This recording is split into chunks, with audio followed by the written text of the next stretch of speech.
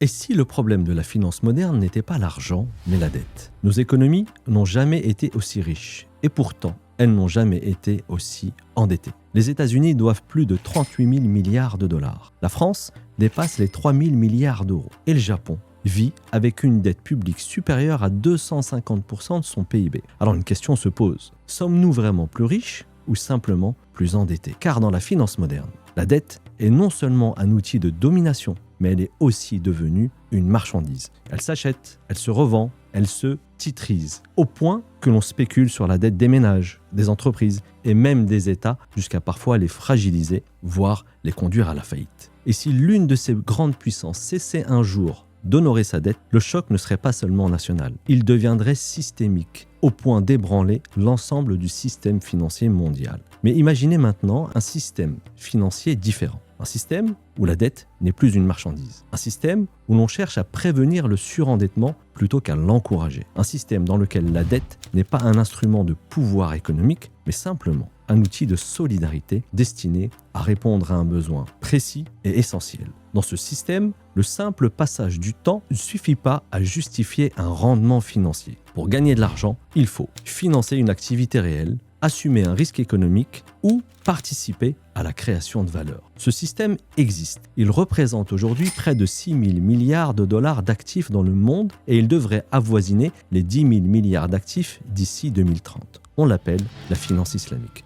C'est quand même intriguant que le verset le plus long du livre saint des musulmans, le Coran, ne parle ni du paradis, ni de l'enfer et encore moins de la guerre sainte. Mais il parle de la dette. Intéressant, non? Mais contrairement à ce que son nom pourrait laisser penser, ce système financier ne concerne pas que les musulmans. Oui, la finance islamique est ouverte à toutes et à tous dès lors qu'on a compris ses principes. En effet, la finance islamique repose sur des principes économiques qui peuvent intéresser tout acteur de la finance et tout agent économique à partir du moment où on connaît la gestion de la dette, la responsabilité dans le financement et l'ancrage dans l'économie réelle. Alors concrètement, qu'est-ce que la finance islamique? La finance islamique est un système d'intermédiation financière fondé sur un référentiel juridique et éthique particulier, le droit musulman des affaires, un droit que tout à chacun peut suivre même s'il n'est pas musulman. Son objectif est d'organiser la mobilisation et l'allocation des ressources au service de l'économie réelle, tout en encadrant strictement la dette et la prise de risque. Mais pour bien comprendre ce système, il faut corriger une idée reçue. La finance islamique ne se résume pas seulement à l'interdiction de l'intérêt. Elle ne consiste pas seulement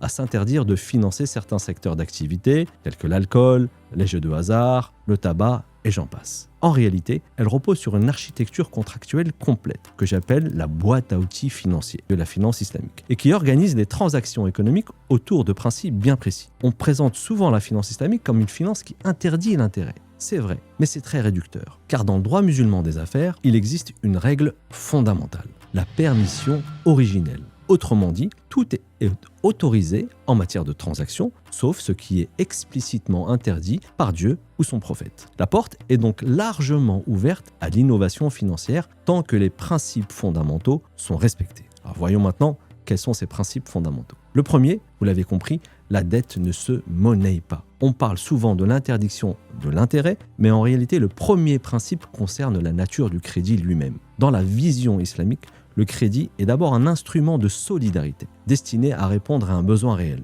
Vous l'avez compris, il ne doit pas devenir un produit financier générateur de profit en lui-même. En finance islamique, la rémunération n'est légitime que lorsqu'elle correspond à une activité productive, à une prise de risque réelle qui n'est pas exclusivement le risque de crédit, et d'autres principes encore. Le deuxième, en particulier, c'est de prévenir contre les dynamiques de surendettement. La finance islamique cherche à éviter que la dette devienne un mécanisme autonome d'accumulation, déconnecté de la capacité réelle de remboursement et de la création de valeur. Autrement dit, la finance doit accompagner l'économie et non s'en détacher complètement. Troisième principe, la transparence contractuelle. Dans le droit musulman, les contrats doivent être clairs sur plusieurs choses. L'objet, le prix, les délais et les obligations de chaque partie et bien entendu tout détail important pour chacune d'elles. L'objectif est de limiter les ambiguïtés susceptibles de générer des conflits ou de l'asymétrie d'informations. Quatrième principe, l'ancrage dans l'économie réelle. Les transactions financières doivent être adossées soit à des actifs,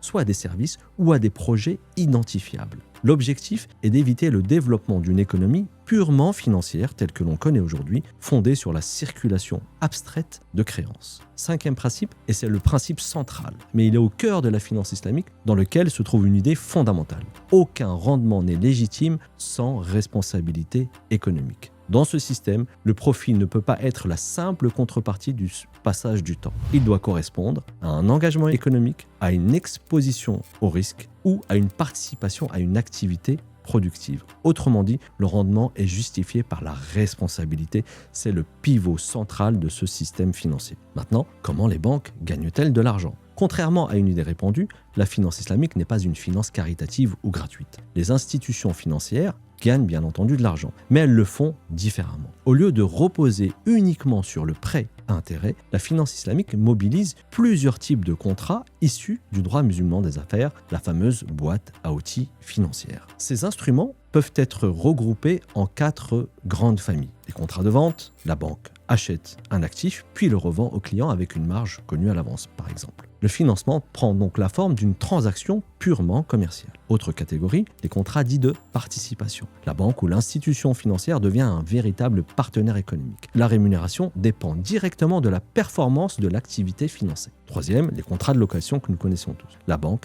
acquiert un actif et le met à disposition de son client en contrepartie d'un loyer. La rémunération devient alors l'usage du bien, la contrepartie de l'usage du bien. Un tas d'autres contrats comme les contrats de service, les contrats de mandat, etc., dans lesquels la rémunération correspond à une véritable prestation de service. Une réalité est souvent ignorée. Au fond, la finance islamique n'introduit pas de nouveaux contrats, inconnus du droit des affaires, mais elle mobilise des catégories de contrats parfaitement identifiées. La vente, la location, les sociétés ou encore le mandat de service. Mais elle leur redonne une centralité que la finance moderne avait progressivement marginalisée au profit du seul contrat de prêt. Au fond, la finance islamique nous oblige à réfléchir à un paradoxe. Nos économies n'ont jamais été aussi riches et pourtant, elles n'ont jamais été aussi endettées.